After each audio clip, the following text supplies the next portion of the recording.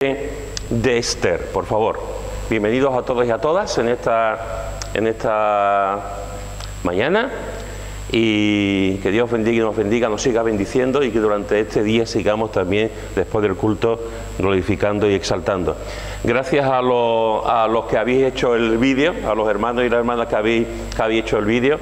Podíamos estar 3 o 4 horas porque se hicieron muchas cosas, pero gracias por el trabajo también, y también gracias a los hermanos que habéis adornado, creo que fue ayer, me parece, que habéis adornado la iglesia, como siempre queda muy bonita, así que gracias también a todos los hermanos que participaron en el adorno de la congregación, del local de la iglesia.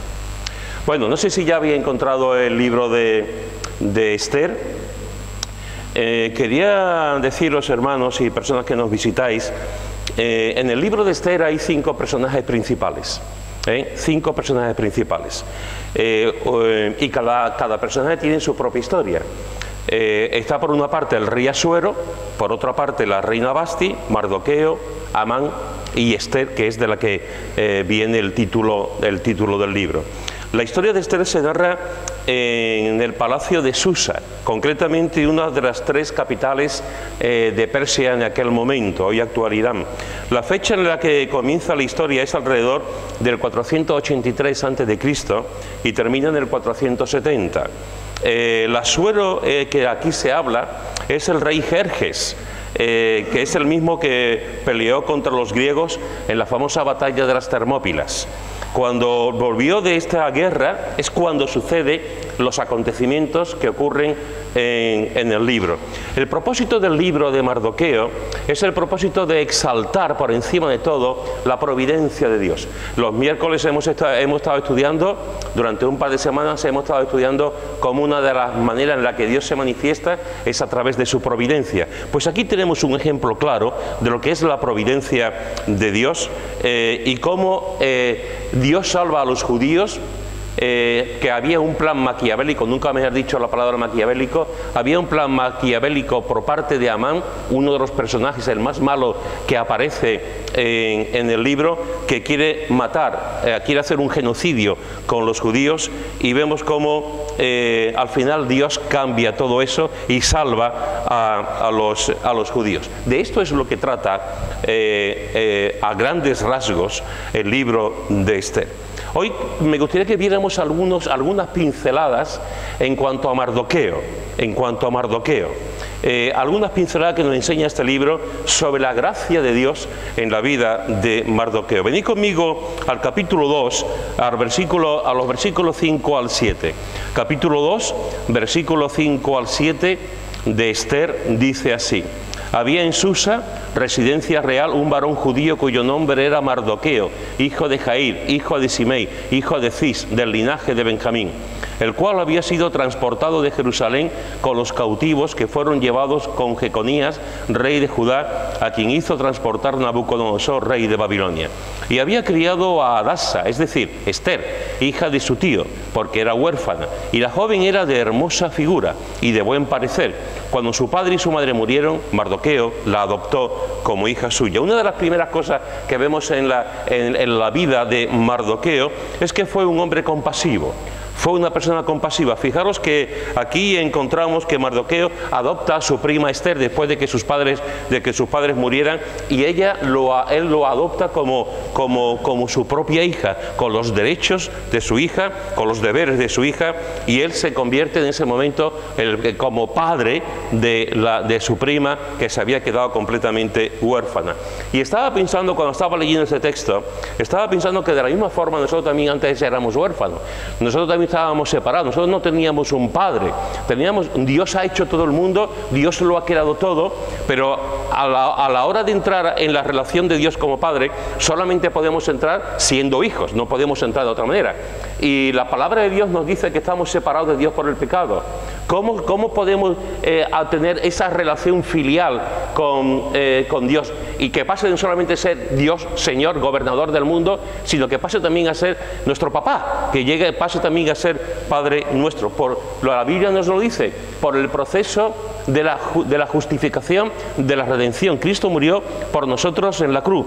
Y eso hace que tú y yo nos convirtamos en hijos de Dios. En hijos de Dios. Es una hermosura, es una bendición que la mayoría de los que estamos aquí, como decía antes de Siré, en un momento, en una predicación, en tu casa, en la cama, tirado en el suelo, escuchando una alabanza, alguien que te ha hablado, leyendo un texto bíblico, la palabra de Dios, en un momento dado Dios irrumpió en tu vida. En un momento dado Dios hizo su aparición en su vida y a partir de ese momento tu vida cambió por completo y a partir de ese momento nos hemos convertido en hijos de Dios. Mirad lo que dice en Juan, en el capítulo 1, un texto muy conocido, Juan capítulo 1, versículo 12, que dice, Juan 1, versículo 12, mas a todos los que le recibieron, a los que creen en su nombre, les dio potestad de ser hechos hijos de Dios. Fijaros que aquí nos dice a los que le recibieron, nos dice a los que creen en su nombre. ¿Qué es lo que ocurre a los que le recibieron, a los que creen en su nombre? Les dio el poder de ser hechos hijos de Dios. Cuando hemos creído en Cristo, nos dice la palabra de Dios que somos hechos hijos de Dios. En Primera de Juan, en el capítulo 3, Primera de Juan, capítulo 3, versículo 1 al 2, dice, Primera de Juan, capítulo 3, versículo 1 al 2, nos dice lo siguiente, en la misma línea que estamos viendo. Mirad cuál amor nos ha dado el Padre, para que seamos llamados hijos de Dios. Por esto el mundo no nos conoce, porque no le conoció a Él. Amados, ahora somos hijos de Dios. Amados, ahora somos hijos de Dios. Es un texto impresionante, hermosísimo. Mirad cuál amor nos ha dado el Padre. ¿Qué amor nos ha dado el Padre? Nos ha dado a Cristo, ¿te parece poco amor? Nos ha dado a su Hijo unigénito, ¿te parece poco? Se ha entregado Él mismo por nosotros. Mirad cuál amor nos ha dado el Padre para que seamos llamados hijos de Dios. Ahora, dice, cuando hemos conocido a Cristo, cuando hemos creído en Él, somos hechos hijos de Dios. Pero no solamente vemos que Mardoqueo tenía, digamos, compasión por Esther cuando se queda huérfana y lo adopta. También vemos que Mardoqueo tuvo también compasión de ella y se preocupó mucho de ella cuando se casó con el rey Asuero. Capítulo 2, versículo 11. Capítulo 2, versículo 11. Dice, y cada día Mardoqueo se paseaba delante del patio de la casa de las mujeres para saber cómo le iba a Esther y cómo la trataban. Y cómo la trataban. Si veis en los versículos anteriores, podéis ver que llega un momento en que el rey se casa con Esther. Y es interesante, se va de la casa de Mardoqueo, va al palacio juntamente con otras mujeres, porque el rey tenía varias mujeres, y Mardoqueo podía haber dicho, Esther se ha casado, está con el rey, está en el sitio más importante, y me puedo despreocupar de ella. Me puedo despreocupar de ella, no voy a prestarle llamada atención, tiene la mejor comida, tiene los mejores médicos, tiene la mejor atención, todo el mundo le está sirviendo, me despreocupo de ella, pero no es así. Fijaros que dice, y cada día Mardoqueo se paseaba delante del patio de la casa de las mujeres para saber cómo le iba a su hija adoptiva, para saber cómo le iba a Esther y cómo la trataban. Me encanta. Este hombre se preocupa mucho, no solamente la adopta, sino que se preocupa si la cuidaban bien, si comía bien, si la trataban bien, y estaba en el palacio del rey, y se había casado con el rey, y estaba él preocupándose no por la reina, no se preocupaba por la influencia de ella, se preocupaba por su hija. Se preocupaba por su hija, por la persona de su hija, si la trataban bien y si estaba bien. Me encanta cómo Asuero, cómo Mardoqueo fue un hombre compasivo con su hija adoptiva y cómo también se preocupa por ella. Dos preguntas que te quiero hacer en esta mañana. ¿Cómo te va? Porque fijaros que aquí dice, para saber cómo le iba a Esther. Yo te quiero preguntar en esta mañana, ¿cómo te va a ti? ¿Cómo te va a ti? ¿Cómo te va a ti en este domingo a las 12:25 de la mañana? ¿Cómo te va a ti en tu día a día? ¿Cómo te va tu vida espiritual? ¿Cómo va tu vida familiar? ¿Cómo va tu vida íntima? ¿Cómo va tu vida delante del Señor? ¿Cómo va tu vida? ¿Cómo estás? ¿Cómo estás? Porque en algún momento, en algún sitio tenemos que estar. En nuestra vida, nuestro ser, lo que somos.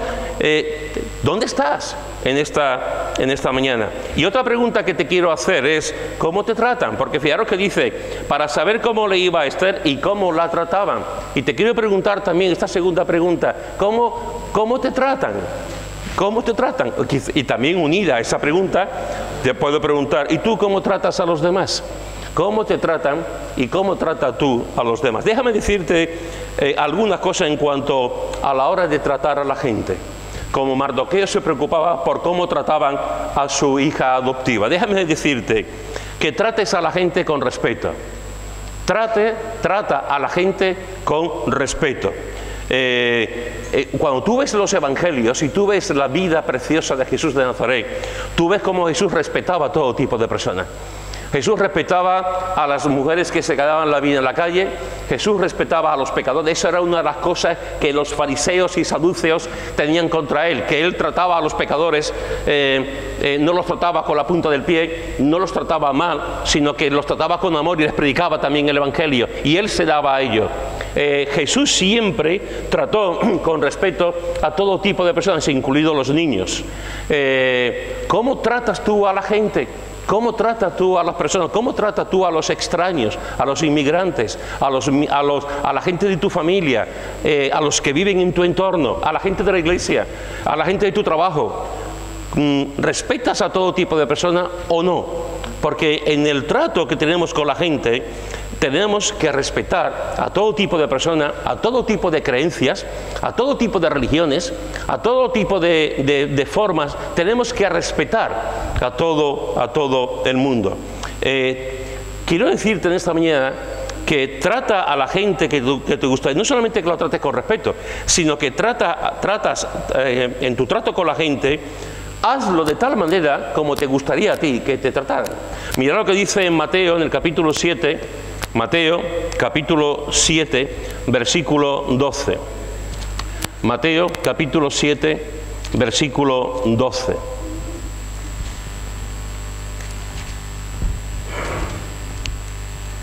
Dice así: así dice Jesús, que todas las cosas que queráis que los hombres hagan con vosotros, así también hacer vosotros con ellos, porque esto es la ley y los profetas. Te lo repito, muchos llaman a esto la regla de oro y no va desencaminado. Así que todas las cosas que queráis que los hombres hagan con vosotros, lo que hagan, cómo actúen, los pensamientos, la forma de actuar, la forma de hablar, de comportamiento, que las cosas que queráis que los hombres hagan con vosotros, así también hacer vosotros con ellos. ¿A quién le gusta que le griten? ¿A quién le gusta que le manipulen? ¿A quién le gusta que te den la espalda?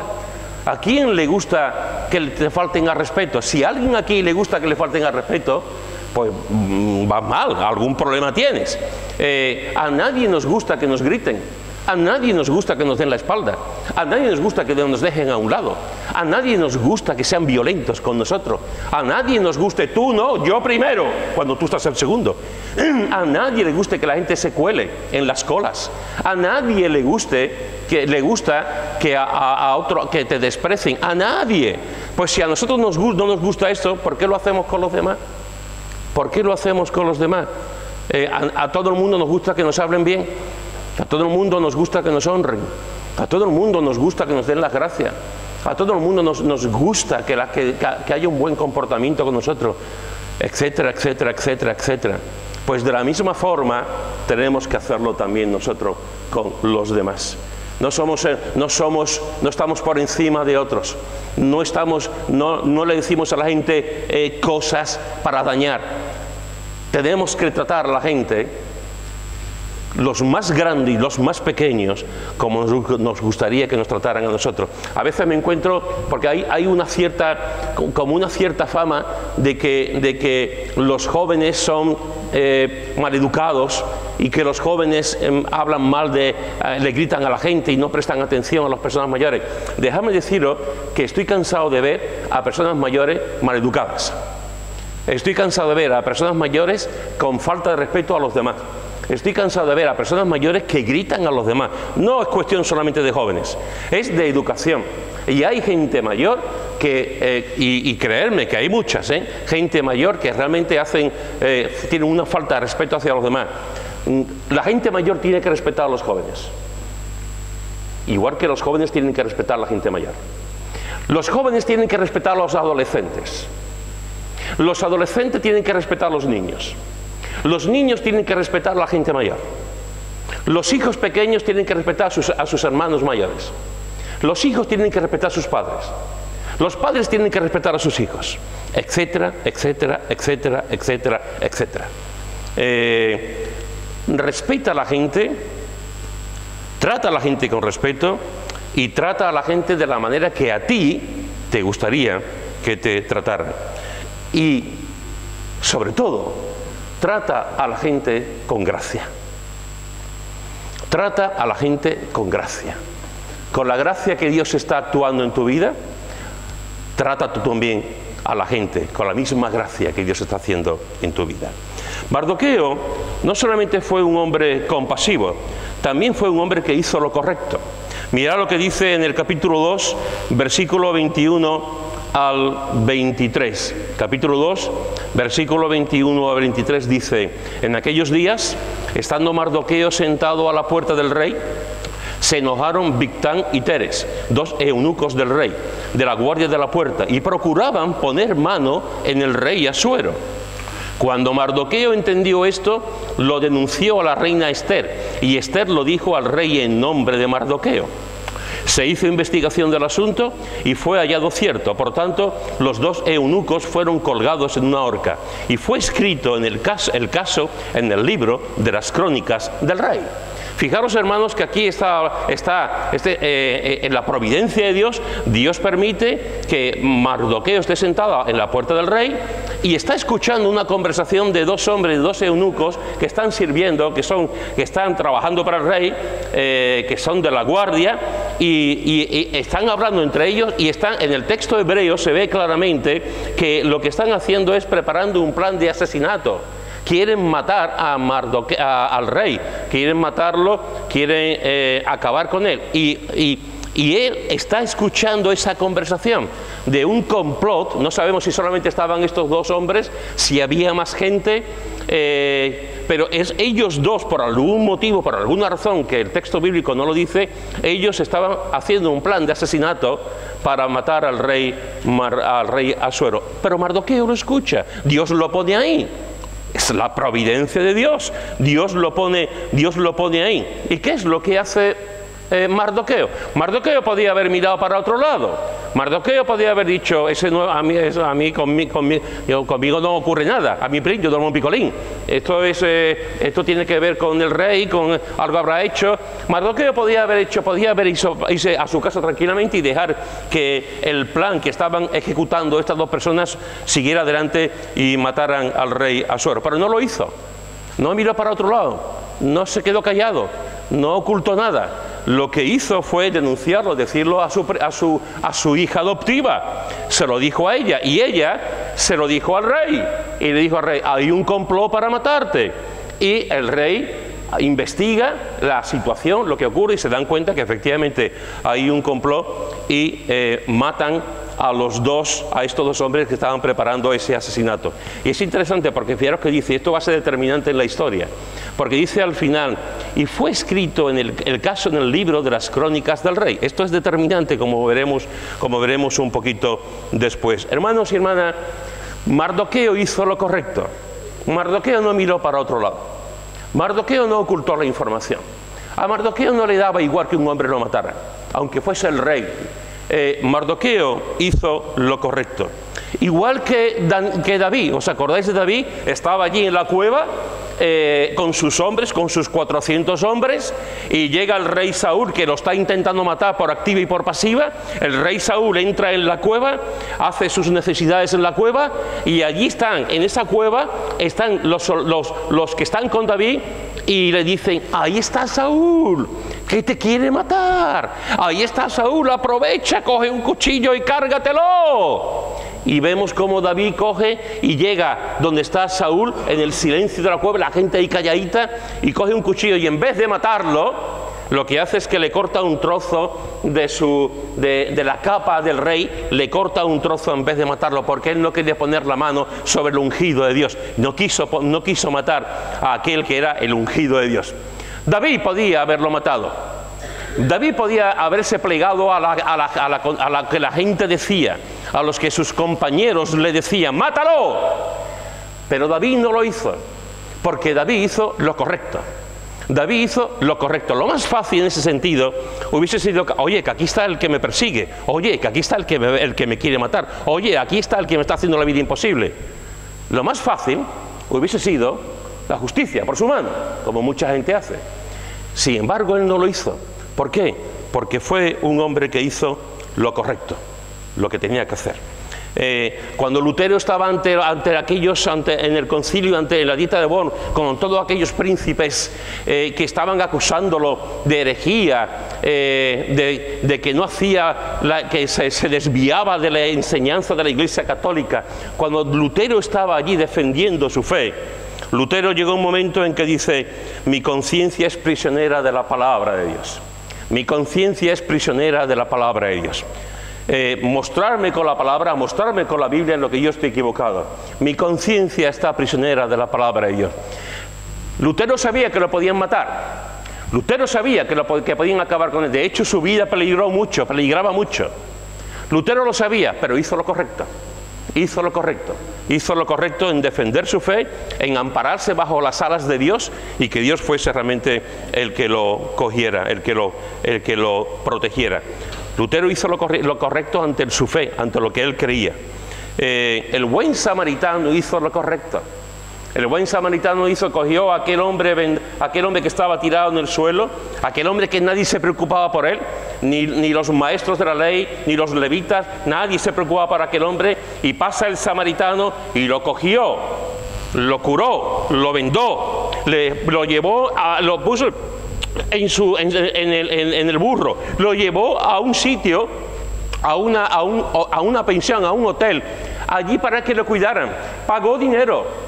¿Por qué? Porque hizo lo correcto. Hizo lo correcto. Allí se encontraba un hombre que estaba tirado en el suelo, malherido, y podía haber mirado para otro lado. El sacerdote lo hizo. Podía haber mirado para otro lado. El levita lo hizo. Y la gente que pasaban por allí lo hicieron. Podía haber mirado para otra parte. Al fin y al cabo, no es mío. No es de los míos. Pero lo hizo. Lo curó. Se preocupó por él. Eso es lo que hizo el buen samaritano. Hizo lo correcto. Lo correcto. Hace unas cuantas semanas leí en la guerra de Vietnam, de una patrulla de soldados americanos que estaban patrullando, eran 4 o 5, y estaban patrullando y llegaron a un sitio que había una chica. Y la chica que había, vietnamita, la violaron. De esos 4 o 5, uno no hizo nada. No hizo lo que hicieron los otros 4. No hizo nada. Pero se llevó toda su vida, con un sentimiento de culpa, porque no había hecho nada. Es verdad que él no la violó, pero también es verdad que no hizo absolutamente nada para defenderla. Hermanos, tenemos que hacer lo correcto. Tenemos que hacer lo correcto ante la oposición de la gente. Tenemos que hacer lo correcto muchas veces incluso ante la oposición de nuestra propia familia. Tenemos que hacer lo correcto ante nuestra propia conciencia, que es un juez implacable. Y tenemos que hacer lo correcto ante el Dios de la gracia. Estamos en un mundo donde miramos para otra parte, en un mundo donde no queremos complicaciones, en un mundo que nos conformamos con nuestra casita, nuestro televisor, nuestro cochecito y se acabó. No meterme en lío, no meterme en problemas. Nadie quiere tener responsabilidades, nadie quiere ejercer el liderazgo, nadie quiere hacer nada, nadie quiere ponerse en el lugar del otro. Tenemos que hacer, hermanos y hermanas, lo correcto. Lo correcto. Independientemente de quién esté enfrente, independientemente de lo que se nos exija o de las cosas que puedan, de las presiones que podamos tener. Mardoqueo fue un hombre que hizo lo correcto, y tú y yo también tenemos que hacer lo correcto cada día tenemos que hacer lo correcto. Mardoqueo también fue un hombre que fue fiel a sus creencias. Mira lo que dice en el capítulo 3, versículo 1 al 5. Capítulo 3, versículo 1 al 5. Después de estas cosas, el rey Asuero engrandeció a Amán, hijo de Amedán Agageo, y lo honró, y puso su silla sobre todos los príncipes que estaban con él. Y todos los siervos del rey que estaban a la puerta del rey se arrodillaban y se inclinaban ante Amán, porque así lo había mandado el rey. Pero Mardoqueo ni se arrodillaba ni se humillaba. Y los siervos del rey que estaban a la puerta preguntaron a Mardoqueo: ¿por qué traspasas el mandamiento del rey?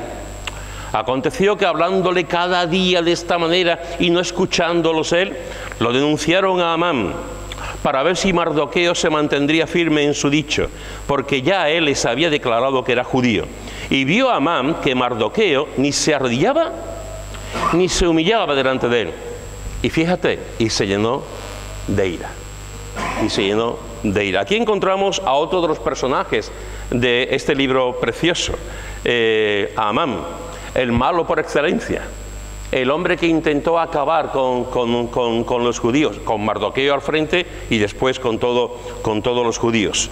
El rey lo pone es el segundo más importante, Amán, y la gente, como dice, se arrodillaba delante de él. Estaba el rey y después estaba Amán, y la gente se arrodillaba, respetaba, reverenciaba a Amán. Pero Mardoqueo pasaba a Amán y no se arrodillaba. Pasaba a Amán y no se arrodillaba. Pasaba a Amán y no se arrodillaba, ni se humillaba. Y es interesante porque fijaros que dice, y los siervos del rey que estaban a la puerta preguntaron a Mardoqueo: ¿por qué traspasas el mandato del rey? ¿Por qué no te arrodillas delante de Amán si el rey ya lo ha dicho? Y es interesante que lo presionan. Y los siervos del rey que estaban a la puerta, dice que aconteció que hablándole cada día de esta manera, cada día arrodíllate, reverencia a Amán, cuando pase, hazlo, cada día. Pero él, Mardoqueo, no lo hizo. Cuando yo hice la mili, cuando llegaba ya la hora de hacer la jura de bandera, claro, yo me presenté ante la oficina del capitán. Bueno, era del vicealmirante. Me presenté ante la oficina del almirante y había un montón de gente que estaban, y compañeros míos que estaban haciendo la milla, pero estaban en la oficina. Y estaban allí, pues estaban como secretarios, había 5 o 6. Y cuando me presento a ellos, le digo: quiero presentarme, quiero hablar con quién tengo que hablar, porque para decirle que yo no voy a hacer jurabandera, yo no me quiero poner de rodillas delante de la Virgen María. Y es interesante porque los 4 o 5 que estaban allí me miraron los 4 o 5 y lo primero que me dijeron es: ¿pero tú no eres español? Digo: yo sí, yo soy español, pero mamá, nacido en San Julián, en la Macarena, más español no puedo ser, más andaluz, más sevillano no puedo ser. Pero yo soy español, pero soy cristiano evangélico. No tiene nada que ver. O sea, la idea era que los españoles, todo el mundo, que en aquella época todos éramos católicos. Eso de que hubiese un cristiano evangélico era como si fuese americano, o que si fuese inglés, o que si fuese alemán, etcétera, ¿no? Y es interesante que los 4 o 5, durante, no sé si, porque ya el tiempo desvirtúa las cosas, no sé si fueron 40 o 50 minutos, se estaban burlando, me estaban diciendo, se estaban ahí, y yo estaba allí delante de ellos, y eran compañeros, que no eran ni siquiera había un cabo primero, eran iguales que yo, y se estaban burlando y me estaban diciendo: piénsatelo bien, porque tienes que darte a conocer, la gente se va a burlar de ti, te van a decir que no, y yo estaba allí con ellos, y estaba defendiendo mi fe, y diciéndoles por qué yo creo en Cristo, porque yo pensaba que no tenía que arrodillarme delante de una virgen. Y después, al cabo de un tiempo en el que me estaban presionando, que yo podía haber ido al vicealmirante y decirle: mire, nada, que no quería hablar con usted, pero lo dejo. Me pasaron al vicealmirante. Y cuando le expliqué el tema, y no hubo ningún problema. No hubo ningún problema. El hombre me dijo, ni se mofó, ni se burló, ni me atacó, ni me presionó. Simplemente me dijo: tendrá que hacerlo usted en la enfermería. Tendrá que hacerlo usted aparte, con los enfermos, con personas que no puedan estar. Y yo le dije: yo no tengo ningún problema, yo no tengo ningún problema. Y cuando pasó el día de la jurabandera, yo estaba en el hospital, a mí no me pasaba nada, no me pasaba nada. Ahí estaba uno que se había caído a la cama, otro que se había dislocado algo, no podían, y allí con ellos, pues yo hice la jura bandera, pero sin arrodillarme delante de una virgen. Pero lo que quiero decir es que a mí me presionaron, y me presionaron mis coiguales. La gente, los chavales que estaban haciendo también allí la mili, al igual que yo. Esto fue lo que pasó también con Mardoqueo. Cada día, y no lo hizo. Mardoqueo se mantuvo fiel a sus convicciones, se mantuvo fiel a sus creencias. Y eso es lo que en un mundo donde nos están cogiendo por el cuello todos los días, en un mundo que nos dicen, deja de creer, deja de creer, deja de creer, en un mundo donde nos presionan para dejar la fe, en un mundo donde nos presionan para pecar continuamente, en un mundo donde nos dicen Dios no existe, tenemos que mantener cada día la fe, tenemos que mantener cada día nuestra convicción, tenemos que mantener cada día lo que realmente creemos delante de Dios y delante de la gente. Hermanos y hermanas, la fe de una persona se ve en la soledad, efectivamente. La fe de una persona se ve en la soledad, donde nadie te ve, ahí se ve realmente lo que una persona cree. Pero déjame decirte, la fe de una persona se ve por encima de todo, se ve en la relación con la gente. Cuando tú estás rodeado de personas y la gente habla mal de Dios, ¿qué hacemos? Cuando tú estás rodeado de personas y la gente te dice, haz lo mismo que hacemos nosotros, ¿qué hacemos? Cuando tú estás rodeado de 4 o 5 soldados que quieren violar a una chica, ¿qué hacemos? ¿Qué hacemos? Porque ahí está en juego nuestra fe. Ahí está en juego realmente lo que nosotros creemos y lo que tenemos que hacer delante de la gente. Me encanta porque Mardoqueo no se arrodilló. Lo podía haber hecho, lo podía haber hecho. Ya vi que le echa la culpa. Lo podía haber hecho, pero no lo hizo. No se arrodilló delante de un hombre. No solamente vemos que Mardoqueo fue un hombre compasivo, que fue un hombre que hizo lo correcto, que fue un hombre que fue fiel a sus creencias, sino también vemos que Mardoqueo se preocupó por su pueblo. Capítulo 4, versículo 1 y 2, dice, luego que supo Mardoqueo todo lo que se había hecho, rasgó sus vestidos, se vistió de cilicio y de ceniza, y se fue por la ciudad clamando con grande y amargo clamor, y vino hasta delante de la puerta del rey. Fijaros que Mardoqueo se entera que hay un complot organizado por Amán para matar a los judíos. Había miles de judíos en aquella provincia. Y se entera que Amán está haciendo un complot para hacer un genocidio y matar a todos los judíos que había allí. ¿Qué es lo que hace Mardoqueo? ¿Qué es lo que hace este hombre cuando se entera de toda la situación? Pues da un testimonio público valiente de su fe. Fijaros que dice, luego que supo Mardoqueo el plan que había, rasgó sus vestidos como un profeta, rompió sus vestidos, se vistió de cilicio, es decir, de una ropa áspera que provocaba hasta dolor, incluso provocaba sangre, como los profetas también, se vistió de cilicio y de ceniza y se fue por la ciudad clamando con grande y amargo clamor. Y se fue por la ciudad allí, que van a matar a los judíos, que van a matar a los judíos, que van a matar a los judíos, judíos, defendámonos. Empezó allí a gritar, a clamar, que la gente supiera el complot que había, que la gente supiera lo que pasaba. Y vino hasta delante de la puerta del rey. El hombre fue valiente, vino hasta delante de la puerta del rey, aunque no se podía pasar para adentro, pero se queda en la puerta del rey diciendo lo que iba a pasar. Mardoqueo se podía haber callado. Pues claro que se podía haber callado. Mardoqueo podía haber cogido un caballo y haberse ido de noche, podría haberse escapado. Mil cosas podía haber hecho Mardoqueo. Pero defendió a su pueblo. Se preocupó por su pueblo. Denunció lo que iba a ocurrir. Y lo dijo públicamente. Y es a tal punto que se presentó en la misma puerta del rey, allí con los vigilantes, con los guardias, no le permitieron entrar, pero allí se presentó delante de la puerta del rey para decir el complot que había. Y no solamente defendió a su pueblo, no solamente lo hizo públicamente con valentía, sino que además intercedió delante de Esther para que Esther hiciera algo. Capítulo 4, versículos 13 y 14.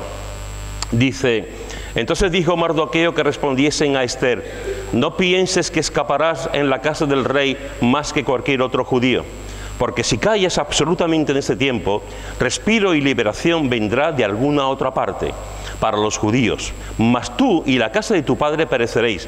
Y fíjate, esta es una de las preguntas más importantes que aparecen en el libro y en toda la Biblia. ¿Y quién sabe si para esta hora has llegado al reino? ¿Y quién sabe si para esta hora has llegado al reino? El Mardoqueo quiere hablar con la reina, con Esther, quiere decirle que hay un complot para matar a los judíos. Lo intenta, no puede hablar, y llega un momento en que por fin puede expresarle a la reina a través de otro lo que está pasando. Y es curioso porque le está diciendo: no te creas, Esther, que porque tú estás aquí en el palacio tú no vas a morir. No te creas, porque cuando se enteren que tú eres judía van a ir por ti también, van a ir por ti también. No creas que tú te vas a liberar cuando maten a los demás, porque si calles absolutamente en este tiempo, el Señor mandará de otra manera. Siempre lo hace. Cuando se cierra una ventana, Dios abre una puerta. Cuando se cierra una puerta, Dios abre un edificio. Dios siempre abre cuando parece que las cosas no están bien, cuando parece que estamos ahí sin salida, cuando parece que el sol se oculta, cuando parece que no hay luz. Hay un filtro y aparece el filtro y aparece la luz. Y vemos cómo Dios está abriendo las puertas, está abriendo los mares para que podamos pasar por ellos y llegar a la otra orilla. Aquí le está diciendo: si tú no haces algo, Esther, no te preocupes, no te preocupes. Tú eres una mujer, Dios hará algo. Si por ti no viene la salvación, la liberación, no te preocupes, Dios hará algo. Mas tú, le dice, mas tú y la casa de tu padre pereceréis. Y la pregunta: y Esther, pregúntate, analízate, ¿por qué estás aquí? Esther, ¿por qué te han cogido como esposa del rey? Esther, ¿por qué estás en este tiempo, en este momento aquí? Esther, ¿por qué estás en palacio? Esther, ¿por qué eres judía? Esther, ¿cuál puede ser el plan de Dios en tu vida en este momento? ¿Quién sabe si para esta hora has llegado al reino? ¿Quién sabe si tú estás aquí por algo? ¿Quién sabe? En el retiro vino un amigo de Isaac y de Rocío, un chico que viene de Madrid, que es de Madrid. Y estuvo con nosotros un chico valiente, porque venirse a un retiro lleno de protestantes, de evangélicos, pues el hombre fue valiente. Y estuvo con nosotros en el fin de semana. Y es curioso que uno, no recuerdo quién, comentó que era, delante de Dios, es interesante que pudiese venir al retiro, porque Dios se lo tenía previsto todo. A Dios no se le escapa nada. Y que en ese momento, en ese retiro, en lo que él vio, en lo que se predicó, etcétera, etcétera, etcétera, que no se lo tomara como una casualidad, sino como parte del plan de Dios en su vida. ¿Cuántas veces hemos visto esto, hermano? ¿Cuántas veces hemos visto en nuestras vidas cómo el Señor parece que era una casualidad, parece que era una cosa, y el Señor ha usado eso, todo eso, para hacer que la gente lo conozca, que la gente se convierta, que la gente conozca a Jesús como Salvador y Señor? ¿Quién sabe si estás aquí? ¿Quién sabe si un día con tu compartir cambias la vida de una persona? ¿Quién sabe si con la letra de una canción que te ha llevado 2 días para componerla o 2 semanas, quién sabe si con esa canción puedes hacer que una persona le agrade la vida y deje de pensar estás triste y se agarre al Señor? ¿Quién sabe si preparando una predicación que te ha llevado 15 horas, quién sabe si con esa predicación una persona alcanza la vida eterna? ¿Quién sabe cuando tú estás orando, quién sabe lo que puede pasar en el oído de una persona que escucha esa oración? Hace 2 semanas, me estoy acordando, tuvimos una chica que vino al culto de oración, una chica con ciertos problemas, que lo que tuvimos aquel día lo sabemos. Y recuerdo que creo que fue Chari la que dijo, está igual que en el retiro, tú estás aquí con un propósito, tú estás aquí con un propósito. Aquel día estábamos hablando de los sueños, y de las visiones, de cómo Dios se revelaba a través de los sueños y las visiones. Y esta chica había tenido visiones y sueños. Y es interesante que Chari compartió cuántos domingos, cuántos miércoles al año podemos hablar de sueños. A lo mejor resulta que llevamos 5 años y no hablamos de los sueños. Y vino ese día, y vino ese día. Hermanos, ¿quién sabe? ¿Quién sabe si con un abrazo tuyo a alguien en el trabajo lo vas a cambiar? ¿Quién sabe si con una palabra amable vas a cambiar el rumbo de una persona? ¿Quién sabe si apuestas por algo, por alguien, lo vas a ayudar? ¿Quién sabe? ¿Quién sabe? Una de las novelas que yo recomiendo con toda mi alma, y la película, no sé cuántos de aquí habéis leído o visto Matar a un ruiseñor. ¿Alguien ha visto la película Matar a un ruiseñor con Gregory Peck? Pepe, María Jesús, la juventud, muy bien. ¿Y la novela la ha leído alguien? Yo os animo a que leáis la novela. Es un novelón, un novelón. Es una de las novelas más importantes que hay en la literatura americana. Si lo quieres, yo la tengo en mi casa, te la puedo dejar. Y la película es excepcional, en blanco y negro. No te voy a contar el argumento para que lo pueda. Pues la autora, Harper Lee, la autora vivía en un pueblecito pequeñito, que es donde se narra más o menos la novela, y se fue a vivir a Nueva York. Ella quería ser escritora, pero encontró un trabajo en Nueva York y el trabajo no le permitía escribir. Llevaba ya un tiempo allí y no encontraba el tiempo para poder escribir. Y en unas navidades, el 25 de diciembre, celebrando la Navidad con una pareja amiga suya que estaban en Nueva York, ella llevó un regalo para esta pareja amiga suya y llevó unos regalos para sus hijos, los hijos de esta pareja. Ella estaba soltera. Y cuando llega allí, comen y tal, se ponen los regalos y ella se da los regalos a los niños, los regalos a la pareja. Y ella pensaba, claro, unas chicas sola allí, pensaba que no había ningún regalo para ella. Y le dice la amiga, le dice, acércate al árbol, ¿ves ese sobre?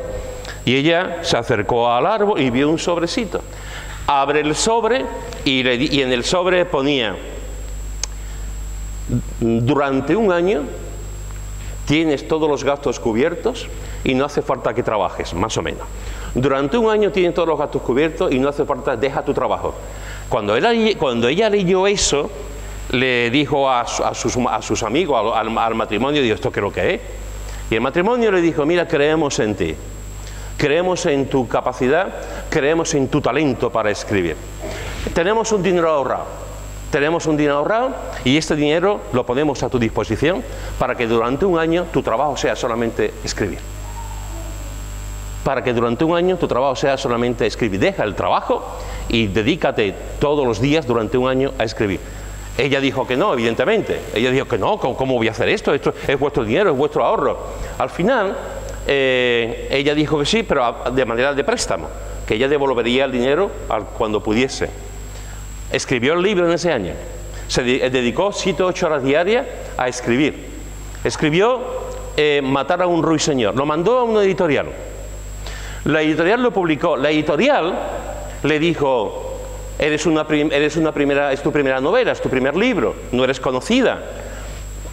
Como mucho podrás vender 1.500, 2.000 libros, más no vas a vender.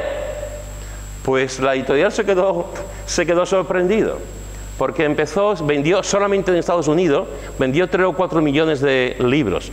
Después se publicó en español, en chino, en japonés, en ruso, en árabe, y millones y millones y millones de personas pudieron leer la novela y después ver la película. ¿Por qué?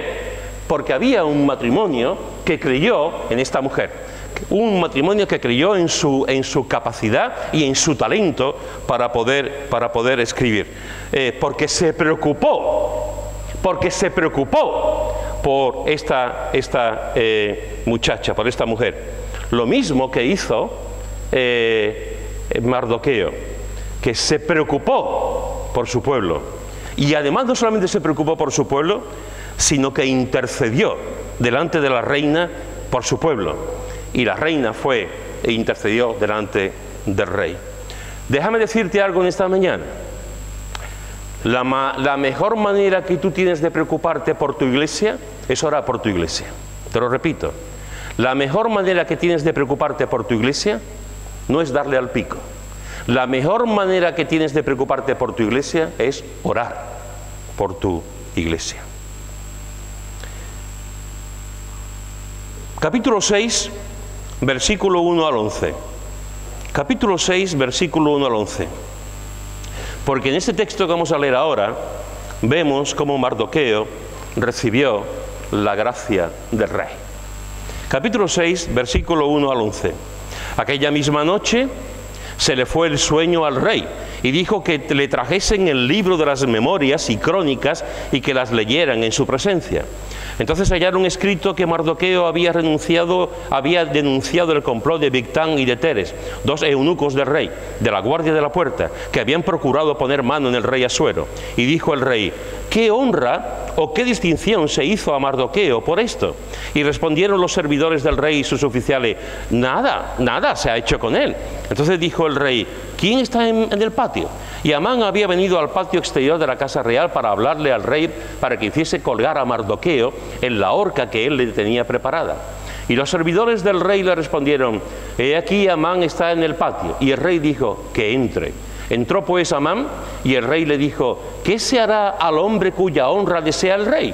Y dijo Amán en su corazón: ¿a quién deseará el rey honra más que a mí? Y respondió Amán al rey: para el varón cuya honra desea el rey, traigan el vestido real de que el rey se viste, y el caballo en el que el rey cabalga, y la corona real que está puesta en su cabeza, y den el vestido y el caballo en mano de alguno de los príncipes más nobles del rey, y vistan a aquel varón cuya honra desea el rey, y llévenlo en el caballo por la plaza de la ciudad, y pregonen delante de él: así se hará el varón cuya honra desea el rey. Entonces el rey dijo a Amán: date prisa, toma el vestido y el caballo como tú has dicho, y hazlo así con el judío Mardoqueo, que se sienta a la puerta real. No omitas nada de lo que has dicho.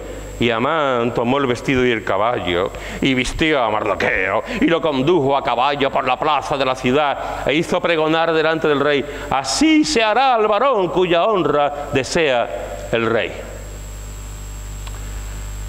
¿Esto es la gracia de Dios? ¿Esto es la gracia de Dios? Como siempre, como siempre. Hay un complot.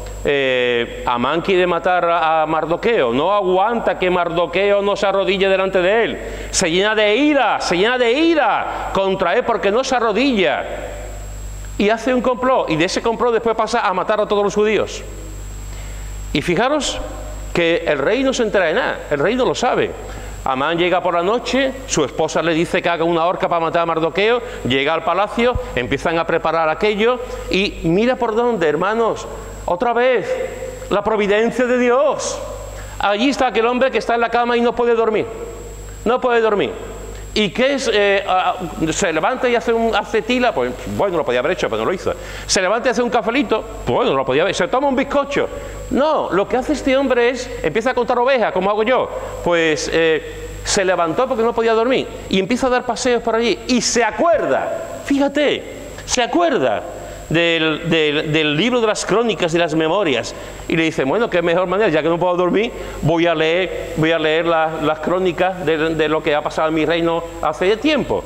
Y le traen el libro, las actas, y empieza a leer, las 2 de la mañana, las 3 de la mañana, las 4 de la mañana, empieza a leer, y de pronto halla lo que había ocurrido hacía un tiempo, que Mardoqueo había denunciado que había un complot para matarlo. Y él lo ve, y él ve que Mardoqueo lo había librado de la muerte. Y le dice a la gente, a sus secretarios: oye, ¿con Mardoqueo se hizo algo? Yo le di un premio, se le dio un marquesado, ¿se hizo algo? No se hizo nada, no se le dio nada. Y escucha ruido, ¿quién anda ahí? Y le están diciendo: está Amán, el número 2, está Amán en el patio. Decidle a Amán que suba. Amán sube y le dice: mira, quiero honrar a una persona.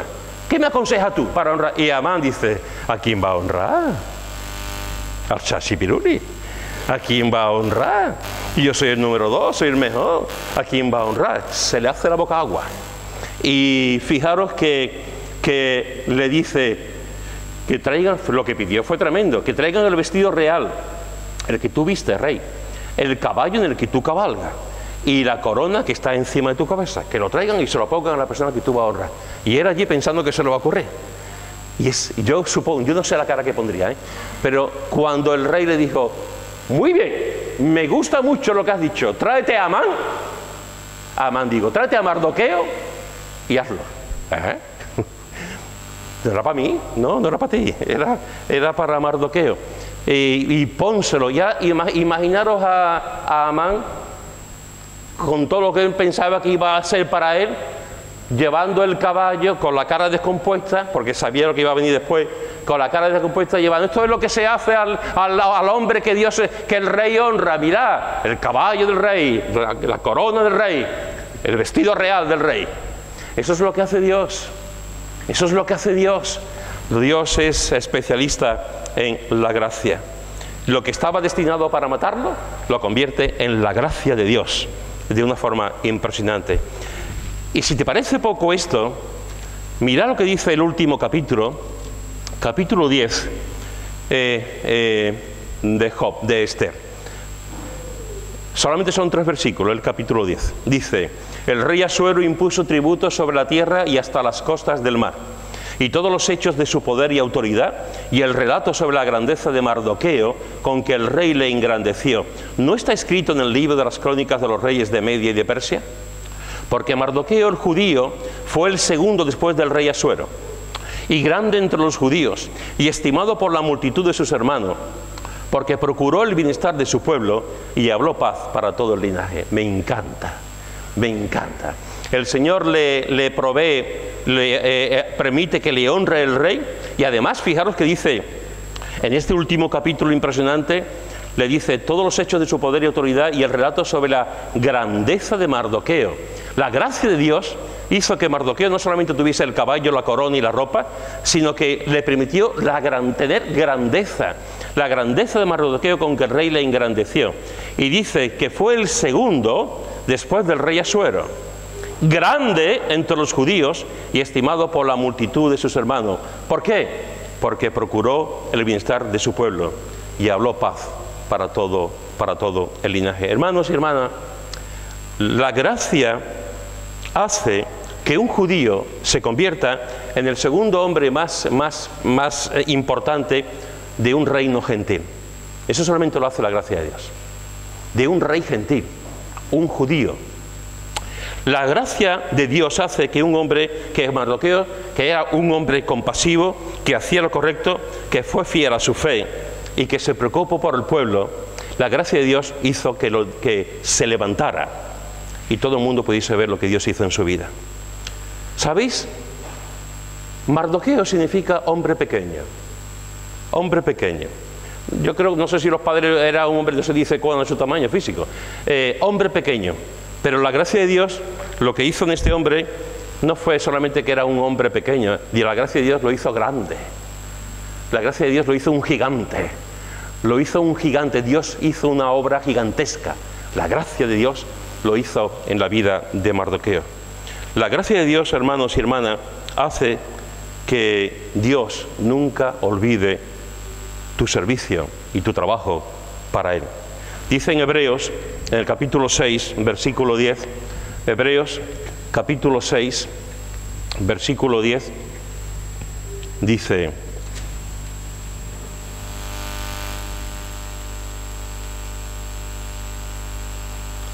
porque Dios no es injusto para olvidar vuestra obra y el trabajo de amor que habéis mostrado hacia su nombre, habiendo servido a los santos y sirviéndoles aún. Parecía que Mardoqueo iba a acabar en la horca, parecía que Mardoqueo no iba a acabar bien, pero entró la gracia de Dios. Entró la gracia de Dios. En tu trabajo, en tu ministerio, en tu servicio, en todo lo que tú estás haciendo, aunque haya momentos en que tú no escuches gracia, aunque haya momentos en que nadie te abrace, aunque haya momentos en que parece que has perdido el tiempo, aunque nadie valore tu trabajo, no olvides nunca la gracia de Dios. No olvides nunca la gracia de Dios, porque Dios no es injusto para olvidar vuestra obra y el trabajo de amor que habéis mostrado hacia su nombre, habiendo servido a los santos y sirviéndoles aún. Hermanos y hermanas, en esta mañana te he comentado acerca de Mardoqueo, y como podrás saber, el título del sermón es como los demás: la gracia en la vida de Mardoqueo. Si tú quieres ver la gracia de una vida, cómo Dios actúa en esa vida, cómo Dios hace maravillas a través de su gracia y de su providencia, lee tranquilamente esta semana el libro de Mardoqueo. Un libro donde no se menciona el nombre de Dios, no aparece el nombre de Dios en ninguna parte, pero es un libro donde Dios está en todas partes. Y se ve la gracia de Dios en la vida de Mardoqueo y también se ve en la vida de Esther, pero eso en otro momento. Mardoqueo fue un hombre fiel, firme, con convicciones, responsable, que se preocupaba por la gente. Y Dios lo bendijo mucho. Eso es lo que hace la gracia. Amén.